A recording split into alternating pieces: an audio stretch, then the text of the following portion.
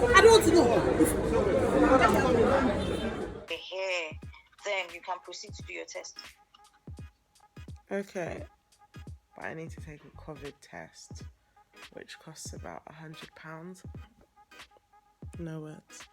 People that have done the COVID test, when you've tested them, have they shown no symptoms and then they're later told that? Yes.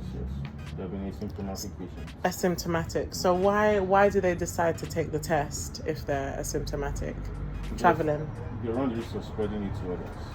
Okay. Yes. Okay.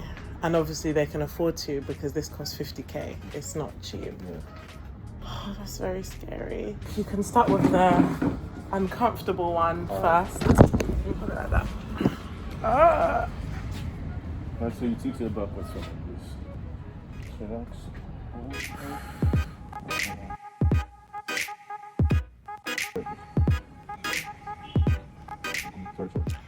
So for those wondering, that is exactly what a COVID test looks like. A little bit uncomfortable, but I guess it was peace of mind in knowing whether I had it or not.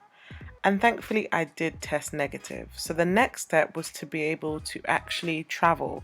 Flight was confirmed, which by the way cost £1,200 one way from Lagos to London via Dubai.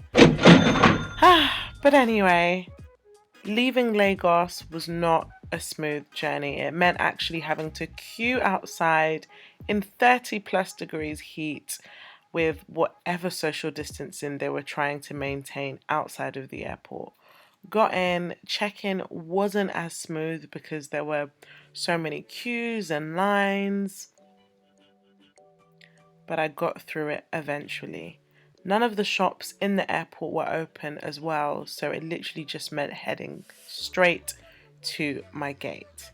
Now, one thing that definitely made me more at ease was knowing that I was flying with Emirates Airline, who are absolutely incredible. I've flown with them before through the continent and it was amazing. I had a whole row to myself. It was very social distance friendly. Also had a long layover in Dubai airport, so that meant waiting around for a little bit and literally just waiting for the next flight. So now on my second and final flight to London from Dubai, change of masks, lots of cleaning, more food, more relaxation, and eventually I arrive into London, which did not ask me for anything at all. No documentation, no temperature checks, nothing.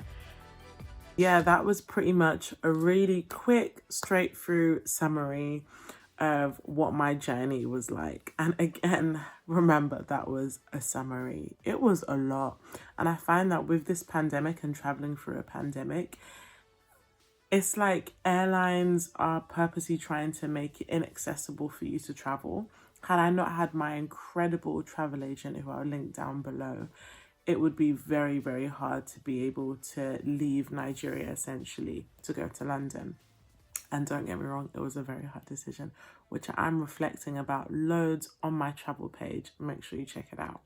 But step one, definitely book your COVID test if needs be, because many countries across the world are actually making it mandatory for when you arrive to have fresh COVID-19 test results to show negative before you can access that country. So definitely have a search on Google or the local government website to see what requirements are needed to enter that country. Secondly, flight prices. We don't know what the future of them will look like. As I mentioned, my flight cost £1,200 one way with a layover in Dubai.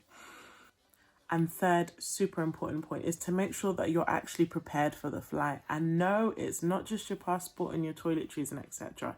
It's ensuring that you definitely have the correct documentation that you'll need. So for me, and documents that I was constantly showing throughout Lagos to Dubai to London, was my negative COVID test results, which had to be printed and shown, and proof of where I was staying in the UK as authorized by the UK government, because I had to quarantine.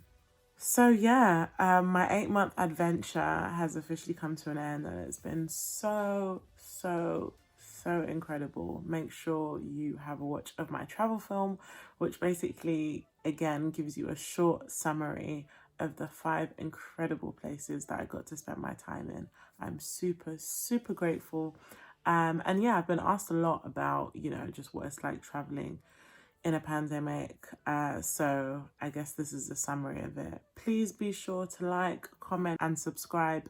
And I look forward to sharing more future content with you guys.